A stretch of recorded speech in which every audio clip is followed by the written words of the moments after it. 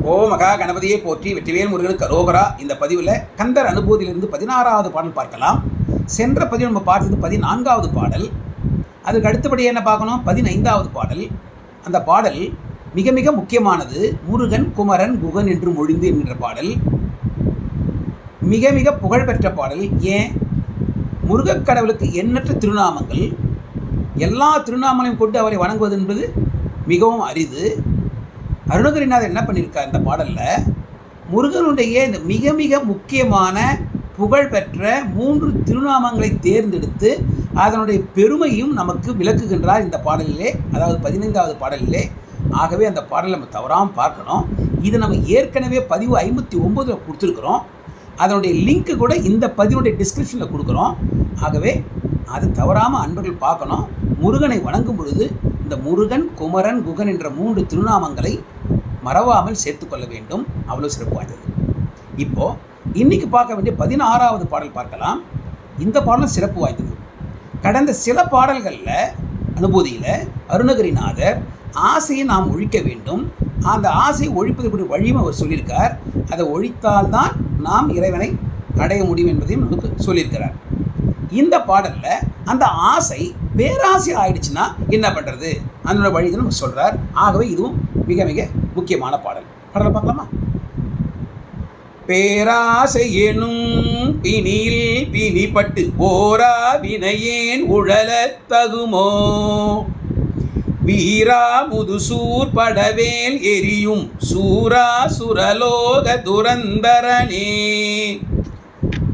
பேராசை எனும் பிணியில் பிணிப்பட்டு, ஆசை பேராசையாகிறது. பெரு ஆசை, பெரிய ஆசை, நம்மை தொடர்ந்து துரத்துகின்ற ஆசை, நம்மை விட்டு விலகாத ஆசை பேராசை. நமக்கு ஒரு பொருள் கிடைக்கணும், அது கிடைச்சிடுது. உடனே நம்ம என்ன பண்ணுறோம்? நம்ம திருப்தி அடையிறதில்லை, அடுத்த பொருள் வேணும், அதுக்கப்புறம் அதுக்கு அடுத்த பொருள் வேண்டும். அப்படியே அந்த ஆசை தொடர்ந்து கொண்டே போகுது. இப்படி தொடர்ந்து கொண்டே போகிறதுனால நம்ம திருப்தியை அடையாமல் இருக்கிறதுனால அந்த ஆசை விளக்க முடிவதில்லை. ஆகவே நம்ம என்ன பண்ணுறோம்? இதை ஒழிக்கிறதுக்காக தொடர்ந்து பிறந்து கொண்டே வருகின்றோம். அந்த பிறவி சுழற்சி வருது. ஆகவே இந்த பேராசை என்பது பிணியாயிடுது.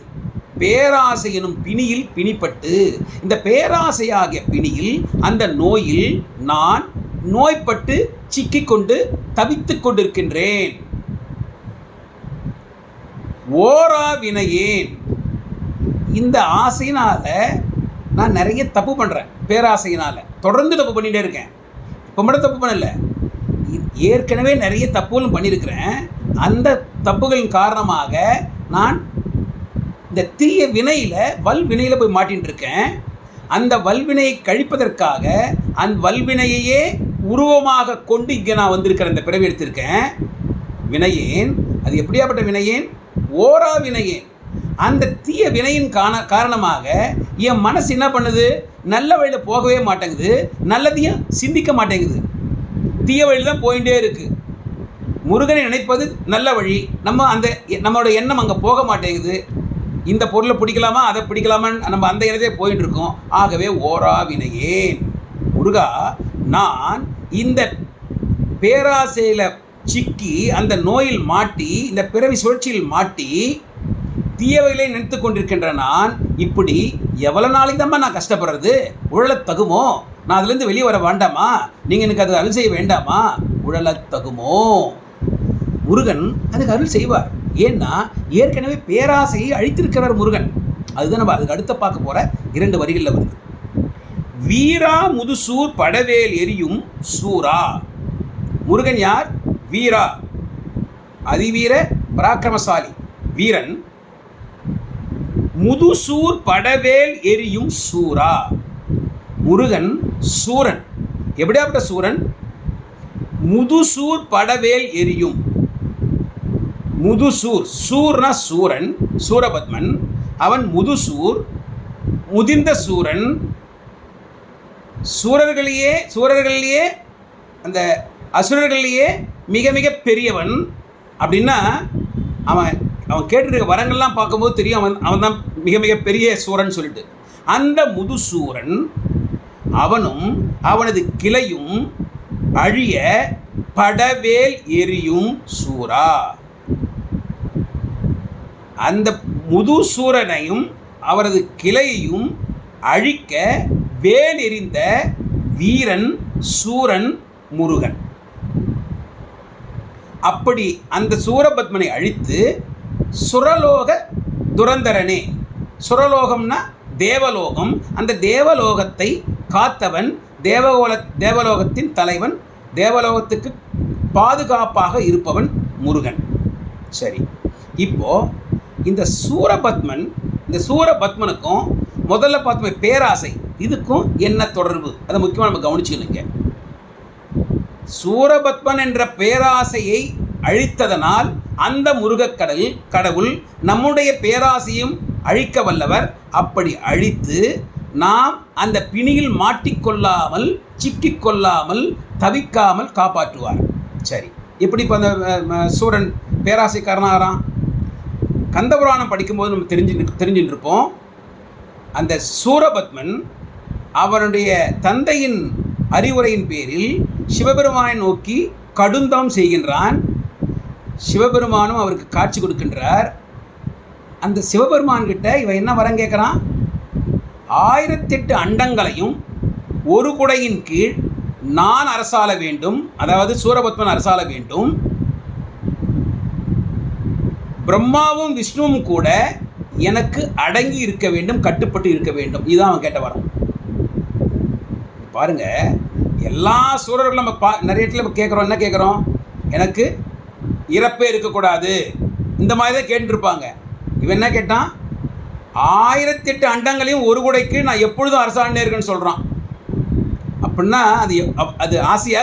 அது பேராசை தானே, சாதாரணமாக இடம் இல்லை, பேராசை. அந்த 1008ங்களை கேட்டான். சிவன் என்ன பண்ணிட்டாரு?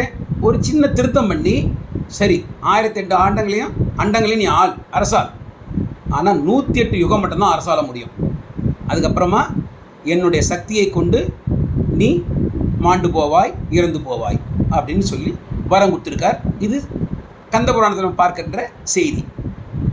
அந்த பேராசை, எவ்வளோ பேராசை அவனுக்கு! 1008 அண்டங்களும் ஆண்டான்னு சொன்னான். இது நமக்கு ஒரு செய்தி. 1008 அண்டங்கள் இருப்பதாக நாம் தெரிந்து கொள்ளலாம். சரி, அவ்வளவு பேராசை பிடித்தவனை, பேராசையே உருவமான சூரபத்மனை முருகன் தனது அருளாகிய வேலை கொண்டு அழித்தவர். அழித்த வீரன் சூரன், சுரலோக துரந்தரன் முருகன்.